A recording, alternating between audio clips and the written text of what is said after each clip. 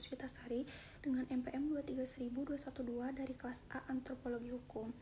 Pada presentasi kali ini, saya akan memaparkan materi mengenai peran antropologi dalam memahami interaksi individu, masyarakat, dan kebudayaan. Nah, topik ini itu sebenarnya sangat dekat dengan kehidupan kita sehari-hari, tapi seringkali kita tidak menyadarinya. Setiap hari kita berinteraksi dengan orang lain, mengikuti aturan yang ada di masyarakat, dan tanpa sadar juga kita menjalankan nilai-nilai budaya tertentu. Semua hal tersebut bisa dipahami secara lebih mendalam melalui ilmu antropologi. Melalui presentasi ini, saya akan mencoba menjelaskan bagaimana hubungan antara individu, masyarakat, dan kebudayaan itu terbentuk, dan bagaimana ketiganya saling mempengaruhi, serta bagaimana antropologi membantu kita memahami fenomena tersebut. Pada bagian ini, saya akan memulai dari dasarnya terdahulu, yaitu dimulai dari pengertian antropologi. Jadi, secara sederhana, antropologi itu adalah ilmu yang mempelajari manusia. Tetapi sebenarnya antropologi juga cakupannya sangat luas. Tidak hanya melihat manusia dari sisi fisik atau biologi saja, tetapi juga melihat manusia dari sisi sosial dan budayanya. Yang artinya, antropologi mencoba memahami manusia secara menyeluruh atau holistik. Misalnya, bagaimana manusia berperilaku, bagaimana cara berpikirnya, bagaimana mereka membangun hubungan sosial, sampai bagaimana mereka menciptakan budaya. Selain itu, antropologi juga memiliki keterkaitan dengan ilmu sosial lainnya, seperti sosiologi yang berfokus pada masyarakat, psikologi yang berfokus pada individu, dan sejarah yang melihat perkembangan manusia dari waktu ke waktu.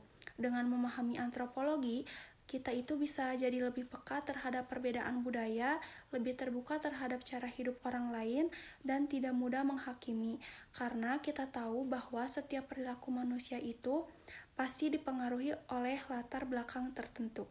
Selanjutnya, kita masuk ke konsep individu. Jadi, individu di sini itu dipahami sebagai manusia, sebagai satu kesatuan yang utuh yang memiliki 3 aspek utama. Jadi yang pertama itu aspeknya ada aspek biologis, lalu yang kedua aspek psikologis, dan ketiga ada aspek sosial. Nah, aspek biologis itu berkaitan dengan kondisi fisik, sedangkan aspek psikologis berkaitan dengan pikiran dan perasaan, lalu aspek sosial berkaitan dengan hubungan individu dengan orang lain. Nah, dalam kehidupan sehari-hari, individu selalu memiliki pikiran, perasaan, dan tindakan yang saling berkaitan.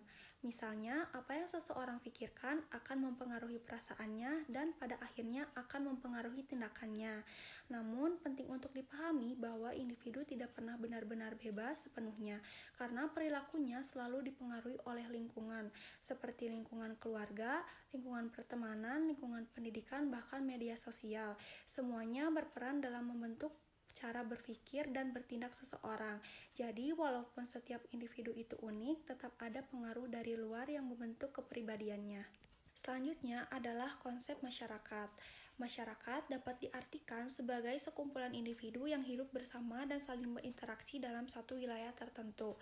Interaksi ini tidak terjadi secara sembarangan, tetapi mengikuti pola tertentu yang kemudian membentuk sistem sosial. Dalam sistem ini terdapat norma dan nilai-nilai yang mengatur kehidupan masyarakat. Nah, jadi norma ini itu berfungsi sebagai aturan atau pedoman perilaku. Misalnya, apa yang dianggap sopan atau tidak sopan, sedangkan nilai berkaitan dengan apa yang dianggap baik, benar, atau penting oleh masyarakat. Keberadaan norma dan nilai ini sangat penting, karena tanpa itu kehidupan masyarakat akan menjadi tidak teratur. Dengan adanya aturan, individu bisa menyesuaikan diri dan hidup berdampingan dengan orang lain. Jadi, masyarakat bukan hanya sebagai atau sekadar kumpulan orang, tetapi sebagai sebuah sistem yang terorganisir dan memiliki aturan yang mengikat anggotanya. Selanjutnya adalah konsep kebudayaan. Kebudayaan merupakan hasil dari cipta, rasa, dan karsa manusia. Cipta itu berkaitan dengan ide atau pemikiran manusia. Rasa berkaitan dengan nilai dan perasaan, sedangkan karsa berkaitan dengan kehendak atau tindakan. Nah, dari ketiga unsur ini, lahirlah sebuah bentuk kebudayaan. Kebudayaan juga bisa dibedakan menjadi dua, yaitu kebudayaan material dan non-material. Kebudayaan material misalnya adalah pakaian, rumah, atau teknologi, sedangkan kebudayaan non-material seperti norma, nilai adat, istiadat, dan kepercayaan. Yang menariknya, Kebudayaan itu tidak statis tetapi dinamis. Artinya, kebudayaan selalu berubah mengikuti perkembangan zaman. Misalnya itu seperti dulu orang belanja di pasar tradisional, sekarang mulai beralih ke belanja online. Nah, perubahan ini itu menunjukkan bahwa kebudayaan selalu menyesuaikan diri dengan kondisi dan kebutuhan manusia. Pada slide ini, kita bisa melihat tabel perbandingan antara individu, masyarakat, dan kebudayaan. Jadi, individu itu bersifat pribadi dan unik karena setiap orang memiliki karakter yang berbeda. Sedangkan masyarakat bersifat kolektif karena terdiri dari banyak individu yang hidup bersama. Lalu, kebudayaan merupakan sistem nilai yang mengikat dan menjadi pedoman dalam kehidupan. Nah, kalau dilihat dari perannya, individu adalah pelaku utama, masyarakat adalah wadah tempat interaksi terjadi, dan kebudayaan adalah pedoman yang mengarahkan perilaku. Jadi dari sini kita bisa memahami bahwa ketiganya memiliki fungsi yang berbeda tetapi saling melengkapi. Tanpa individu tidak ada masyarakat, tanpa masyarakat tidak ada kebudayaan, dan tanpa kebudayaan tidak ada pedoman dalam bertindak. Pada slide ini dijelaskan hubungan antara ketiganya. Yang pertama, individu berinteraksi dalam masyarakat. Dari interaksi tersebut terbentuklah hubungan sosial dan struktur masyarakat. Kemudian, masyarakat menghasilkan kebudayaan melalui berbagai aktivitas dan kebiasaan yang dilakukan secara terus-menerus. Nah, kebudayaan ini itu kemudian menjadi pedoman dalam kehidupan masyarakat. Menariknya, kebudayaan yang sudah terbentuk ini justru kembali mempengaruhi individu baik dalam cara berpikir, bersikap, maupun bertindak. Jadi, hubungan antara individu, masyarakat, dan kebudayaan itu bersifat timbal balik dan membentuk sebuah siklus yang terus berlangsung. Proses ini juga didukung oleh sosialisasi, yaitu proses belajar nilai dan norma, internalisasi, yaitu penanaman nilai dalam diri individu, dan enkulturasi, yaitu proses penyesuaian dengan budaya yang ada. Dari sini kita mulai melihat peran nyata antropologi. Antropologi membantu kita memahami perilaku manusia dalam konteks sosial dan budaya. Misalnya itu seperti fenomena belanja online. Jika dilihat secara sekilas, ini hanya perubahan cara berbelanja.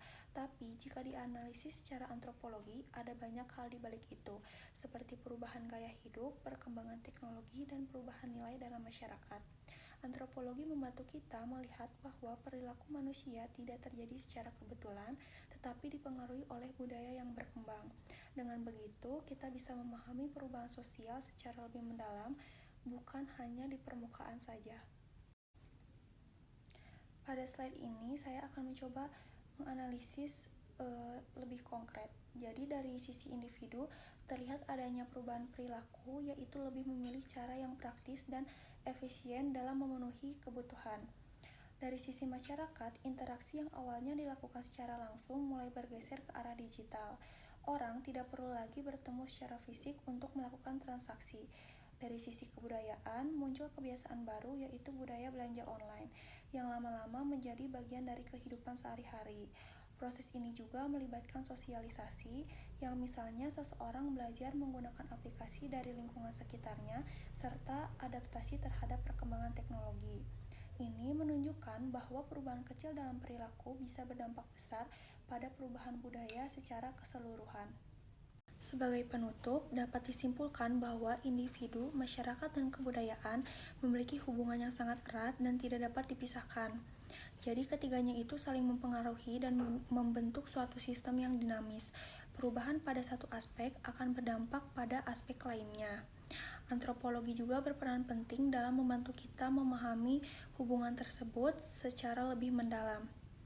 Pada akhirnya, bisa kita pahami bahwa manusia membentuk budaya, tetapi di sisi lain juga budaya membentuk manusia. Jadi hubungan ini bersifat dua arah dan terus berlangsung sepanjang waktu.